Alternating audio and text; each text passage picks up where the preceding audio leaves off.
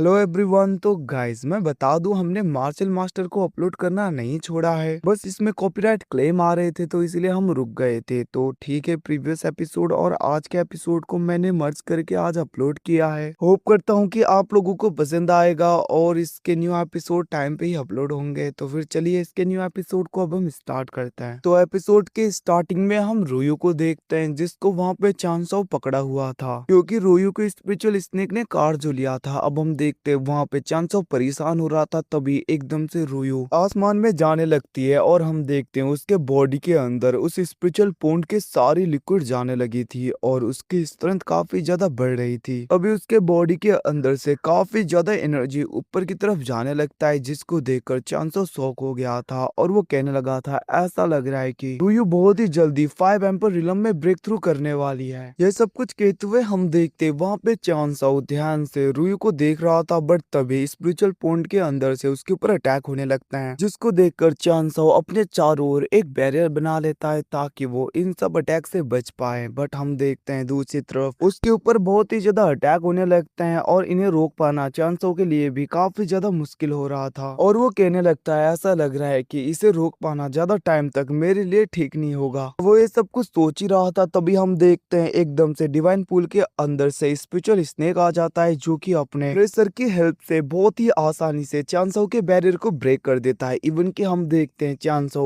उसके प्रेशर को रोकने की कोशिश कर रहा था, बट हम देखते हैं एकदम से चांसो को सोल उसके बॉडी से निकल गया था और वो किसी अजीब जगह पे पहुंचता है, जहाँ पे उसके ऊपर एक जेट पेंडेंट के द्वारा काफी ज्यादा एनर्जी फेंका जा रहा था और वो एकदम से उस जगह पे गायब हो के दूसरी जगह पे पहुंच जाता है, जहाँ पे काफी ज्यादा डेड बॉडीज थी, जिन्हें देखकर चांसो पूरी तरीके से शॉक हो जाता है और वो कहने लगता है मैं आखिरकार ये किस जगह पे आ गया। बट हम देखते हैं कुछ टाइम तक ध्यान से इधर उधर देखने के बाद में चांसो को समझ आ गया था कि वो अभी डीमन रिलम में है। अब उसे जैसे ही हिट करता है कि वो डीमन रिलम में पहुंच चुका है, वो पूरी तरीके से शॉक हो गया था। वो कहने लगा था मुझे तो लगा था कि ये तो जी फैमिली का फॉरबिडन एरिया है, बट मैं तो डायरेक्टली डीमन रिलम में पहुंच गया। अब वो ये सब कुछ सोच ही रहा था, तभी हम देखते हैं उस जगह पे एक स्पिरिचुअल अवतार डायरेक्टली उसकी तरफ अटैक करने के लिए हाथ कर देता है, जिसे देखकर चांसो थोड़ा सा डर गया था। वो कहने लगता है आखिरकार ये क्या हो रहा है। बट हम देखते हैं जैसे वो स्पिरिचुअल अवतार अपने स्पिरिचुअल हैंड से चांसो को टच करता है, चांसो एकदम से डेथ वैली की तरफ गिरने लगा था। पहले तो वो पूरी तरीके से कंफ्यूज हो जाता है कि आखिरकार वो कहाँ पे गिर रहा है, बट ध्यान से देखने के बाद में वो कहने लगता है ये तो डीमन रिलम का डेथ वैली है, जो कि 300 साल पहले था। तो फिर आखिरकार मैं इस जगह पे क्या से आया, क्या मैं डायरेक्टली कुछ होकर 300 साल पहले के टाइम पे पहुंच गया हूँ। ये सब कुछ सोचते हुए वहाँ पे चांसो थोड़ा सा परेशान हो रहा था और हम देखते हैं एकदम से वो कहने लगता है इस जगह पे डिस्ट्रक्शन और ब्लडी ऑरा बहुत ही ज्यादा है। इतना कहते हुए वो नीचे की तरफ जाने लगा था, बट हम देखते हैं एकदम से वो उसी जेट पेंडेंट के आगे पहुंच गया था, जहाँ पे जेट पेंडेंट के अंदर काफी ज्यादा एनर्जी डालने लगता है और हम देखते हैं उसके अंदर काफी ज्यादा एनर्जी बहने लगा था। और वहीं पे दूसरी तरफ हम रियल वर्ल्ड में देखते हैं, जहाँ पे वो स्पेशल स्नेक चांसो के ऊपर अटैक करने ही वाला था,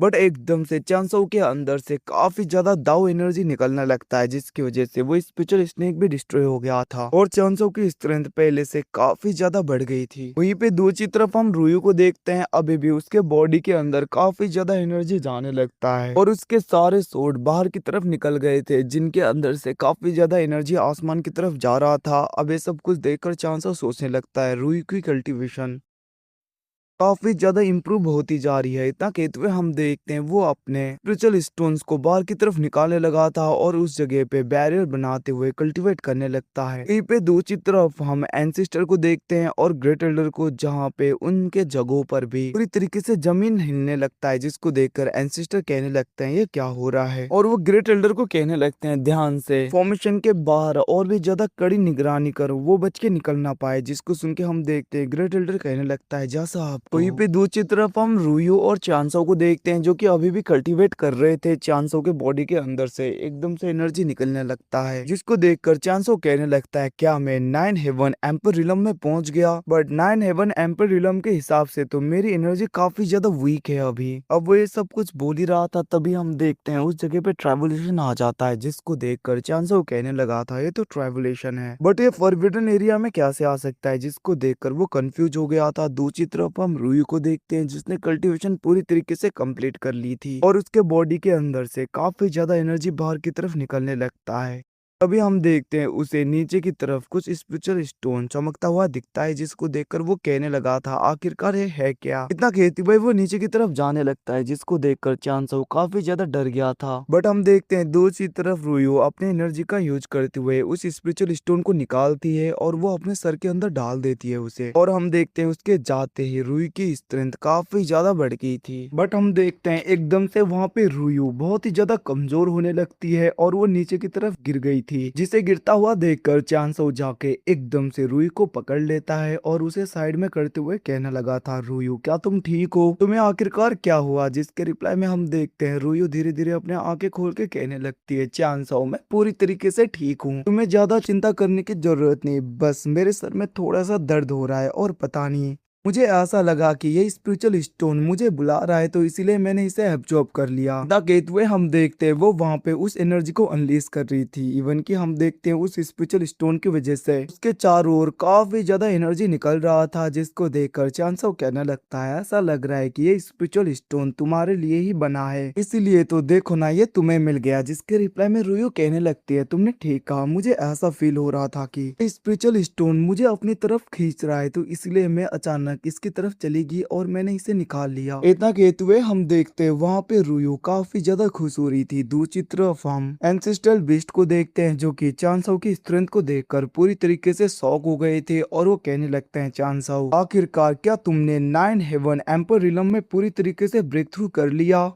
क्योंकि तुम्हारे स्ट्रेंथ को देखकर तो ऐसा लग रहा है कि तुम उस जगह पे पहुंच गए। बट हम देखते हैं चांसो भी कहने लगता है सीनियर मुझे भी नहीं पता मैं 9 हेवन एम्पर रिलम में पहुंचा हूं या नहीं पहुंचा, मैं खुद ही बहुत ज्यादा कंफ्यूज हूं। इतना कहते हुए हम देखते हैं चांसो वहां पे रुयु के साथ में साइड में मेन हॉल की तरफ जाने लगा था जो कि जी फैमिली का फॉरबिडन एरिया का मेन हॉल होता है। अब हम देखते हैं उसके अंदर जाते हुए चांसो कहने लगता है इन सब चीजों को देखकर मुझे ऐसा नहीं लग रहा कि ये ज्यादा पुराना हॉल है। इतना कहते हुए हम देखते हैं वो लोग जैसे धीरे धीरे आगे की तरफ बढ़ते हैं तभी वहाँ पे चांसो को टेबल में कुछ रखा हुआ दिखता है, जिसको देखकर चांसो शॉक हो गया था और वो सोचने लगता है मुझे ऐसा क्यों लग रहा है कि इसे मैं कहीं पे जानता हूँ। इतना कहते हुए हम देखते हैं वो जैसे ही आगे अपना हाथ बढ़ाता है एकदम से उस जेड पेंडेंट के चारों ओर काफी ज्यादा बैरियर बन गए थे और हम देखते हैं वहाँ पे चांसो थोड़ा सा पीछे हो गया था, जिसको देखकर चांसो कहने लगता है ऐसा लग रहा है इस जेड स्लिप के चारों ओर काफी ज्यादा रिस्ट्रिक्शन लगाया गया है, इसलिए मैं इसे टच नहीं कर पा रहा, वरना मैं अभी तक इसको टच कर चुका होता।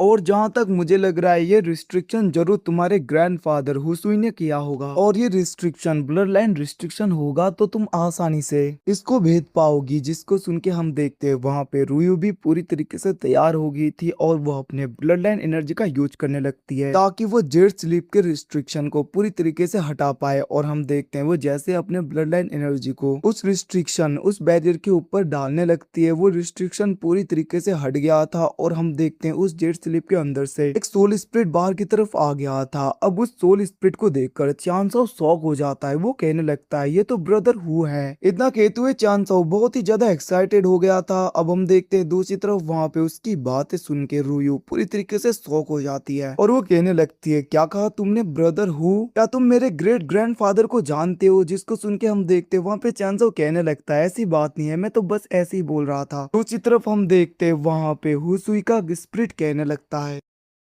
ऐसा लग रहा है कि मेरे ब्लड लाइन का कोई इस जगह पे आया है, तो इसका मतलब मेरे जी फैमिली के लिए अभी भी थोड़ा बहुत होप तो बचा है। जिसे सुन के हम देखते हैं एकदम से वहाँ पे रुयु ग्रीट करने लगी थी और वो कहने लगती है ग्रेट ग्रैंडफादर मैं जी रुयु हूँ आपकी ग्रेट ग्रैंड डॉटर। जिसको सुन के हम देखते हैं दूसरी तरफ वहाँ पे चांसो भी एकदम से ग्रीट करने लगा था और वो कहने लगता है सीनियर आपसे मिलकर अच्छा लगा। तो गाइस यहाँ पे अभी भी यहाँ पे सीनियर हु ने चांसो को पहचाना नहीं क्योंकि उसका रिइंकार्नेशन हुआ है, तो अभी यहाँ पे सीनियर हु उसको पहचान ही नहीं पा रहे। अगर इन्हें पता होता कि ये और कोई नहीं उनका बेस्ट फ्रेंड चांसो है पुराने टाइम का, तो वो अभी तक क्या क्या कर चुके होते। अब हम देखते हैं वहाँ पे एकदम से जी फैमिली के ग्रेट एंसेस्टर कहने लगते हैं वैसे रुयु मुझे ऐसा लग रहा है कि अभी जी फैमिली जरूर उसी बंदे के कंट्रोल में होगा ना, वही पूरी तरीके से रूल करता होगा। ये सब कुछ उसी की गलती है, अगर वो नहीं होता तो हमारी जी फैमिली की ऐसी हालत कभी नहीं होती। अब उनकी बातें सुन के हम देखते हैं एकदम से वहाँ पे रुयू समझ नहीं पाती, वहीं पे चांसो भी अपने इनर वर्ल्ड के अंदर से होंगचेंग को बाहर की तरफ निकाल देता है। और जैसे वहाँ पे होंगचेंग बाहर आके हुसुई को देखती है, वो पूरी तरीके से शॉक हो गई थी और वो ग्रीट करते हुए कहने लगती है, ग्रैंडपा हुसुई आप। इतना कहते हुए वो ग्रीट कर रही थी और वो कहने लगती है, सीनियर आखिरकार आप इस जगह पे कैसे आए।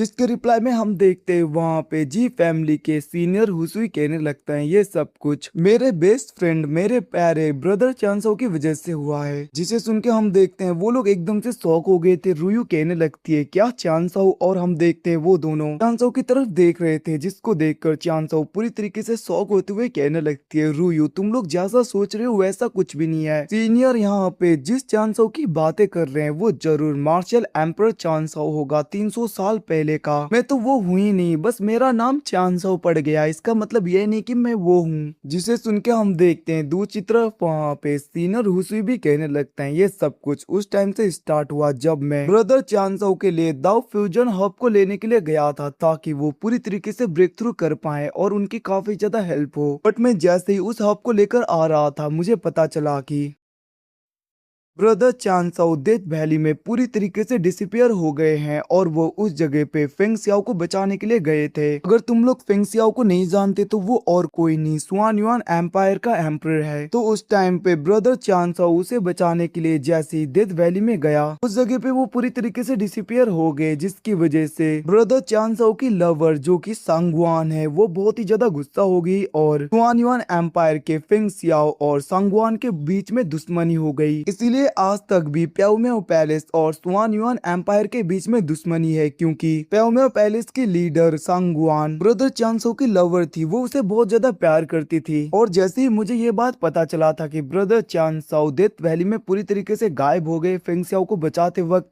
तो मैं उन्हें ढूंढने के लिए डेथ वैली की तरफ चला गया। बट मैंने वहाँ पे ब्रदर चांसो को बहुत ज्यादा ढूंढा, बट ब्रदर चांसो मुझे नहीं मिले। इसके बाद में मैंने दाओ फ्यूजन फ्रूट को उसी माउंटेन में पूरी तरीके से प्लांट कर दिया था, ताकि ब्रदर चांसो अगर कभी वापस आए तो उनके लिए वो काफी ज्यादा फायदेमंद हो। जिसके बाद में मैं डायरेक्टली उस जगह पे कल्टिवेशन करने लगा था, क्योंकि मेरा ट्राइबुलेशन स्टार्ट हो गया था। बट जैसे ही मैंने अपने ट्राइबुलेशन को खत्म किया और मैंने दाओ फ्यूजन फ्रूट के उस हब को उस जगह पे प्लांट कर दिया, मैं जी फैमिली में वापस गया। बट मुझे पता चला कि जी फैमिली को पूरी तरीके से जूनियर ब्रदर ने अपने कंट्रोल में कर लिया है, जो कि जी फैमिली का करंटली लीडर है।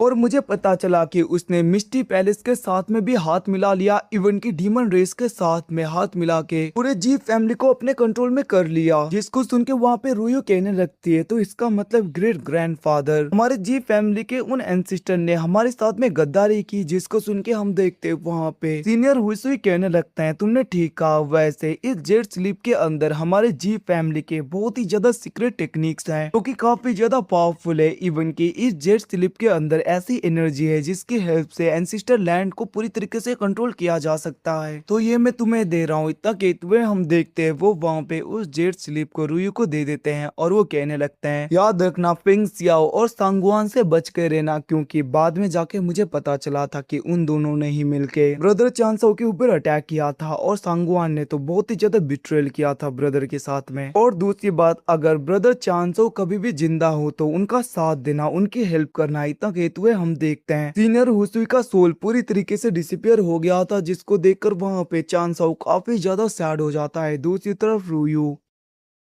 उस जेट स्लीप को चांसो के पास में लेते हुए कहने लगती है, ये लो चांसो। बट हम देखते हैं चांसो कहने लगता है, ये सीनियर हुसुई ने अपने डिसेंडेंट के लिए छोड़ा है, तो ये तुम रखो, ये तुम मुझे मत दो। जिसे सुन के हम देखते हैं वहाँ पे रुयू कहने लगती है, जैसा तुम कहो। इतना कहते हुए हम देखते हैं वो उस जगह पे वो सारे सीक्रेट टेक्निक सब कुछ वहाँ पे एब्जॉर्ब कर रही थी, उसके ऊपर काफी ज्यादा बड़ा फॉर्मेशन बन जाता है। और हम देखते हैं उस फॉर्मेशन के अंदर से उसके अंदर काफी ज्यादा एनर्जी जा रहा था। वहीं पे दूसरी तरफ हम जी फैमिली के उस एंसेस्टर को देखते हैं, जो कि कहने लगता है फॉरबिडन एरिया का अल्टार पूरी तरीके से एक्टिवेट हो गया है। तो इसका मतलब क्या उन लोगों ने फॉरबिडन एरिया के सील को ओपन कर लिया। जिसको सुन के हम देखते हैं दूसरी तरफ वहाँ पे एल्डर सू कहने लगता है, एंसेस्टर आप चिंता मत करो। और वो इशारा करता है जहाँ पे उसके सारे गार्ड पूरे फॉरबिडन एरिया को पूरी तरीके से सील करने लगते हैं। और वो कहने लगता है, है, आज ये लोग बच के नहीं जाएंगे, पूरी जगह को हमने सील कर लिया है। अगर वो बच्चा फिर से बाहर की तरफ आया तो आज वो बचेगा नहीं, उसने हमसे पंगे लेकर बहुत ज्यादा बड़ी गलती कर दी। इतना कहते हुए हम देखते हैं वो लोग चांसों को अवॉइड कर रहे थे। और गाइस इसके साथ में एपिसोड खत्म। Thanks for watching, bye bye, see you again, मिलते हैं अगले एपिसोड में, तब तक के लिए टेक केयर, बाय बाय।